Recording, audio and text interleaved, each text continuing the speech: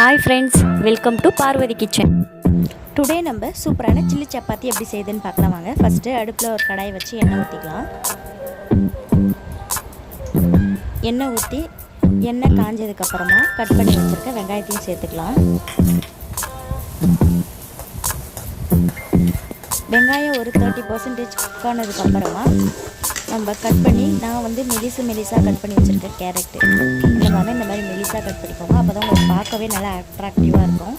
இப்போ கட் பண்ணி வச்சா குடமிளகா, கட் பண்ணி வச்ச கோஸ், இது மூணுத்தையுமே சேர்த்து நல்லா வதக்கிக்கோங்க. 5 to 10 minutes வந்து நல்லா வதக்கிக்கோங்க. அப்போ தான் உங்களுக்கு நல்லா குக்காக இருக்கும். வதக்கி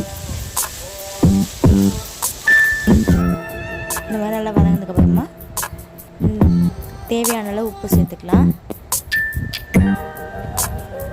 உப்பு போட்டு நல்லா மிக்ஸ் பண்ணிக்கோங்க.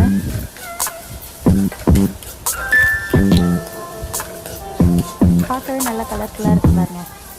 குழந்தைங்களுக்குலாம் நீங்கள் எப்படியே வந்து இது ஒரு வெஜிடபிள்ஸாக இதுக்காக சைட் டிஷ்ஷாக கொடுக்கலாம். ஒரு ஸ்பூன் டொமேட்டோ சாஸ் எடுத்துருக்கேன், ஒரு ஸ்பூன் பெப்பர் தூள், ஒரு ஸ்பூன் கரம் மசாலா, இது எல்லாத்தையுமே சேர்த்து ஆட் பண்ணிக்கோங்க. நீங்கள் காரம் கொஞ்சம் நிறைய சாப்பிடுவீங்க அப்படின்னா இன்னொரு ஸ்பூன் கூட நீங்கள் பெப்பர் தூள் ஆட் பண்ணிக்கலாம். இல்லையா ரெடிமேட் நூடுல்ஸ் மசாலா இருக்குது, அதை கூட நீங்கள் வாங்கி யூஸ் பண்ணிக்கலாம்.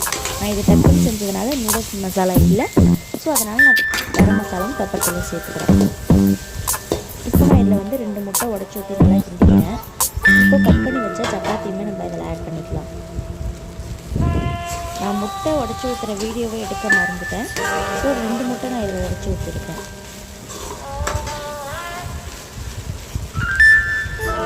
இப்போ நல்லா கிண்டி விட்டால் பாருங்கள், பார்க்கவே எப்படி இருக்குது பார்த்தீங்களா?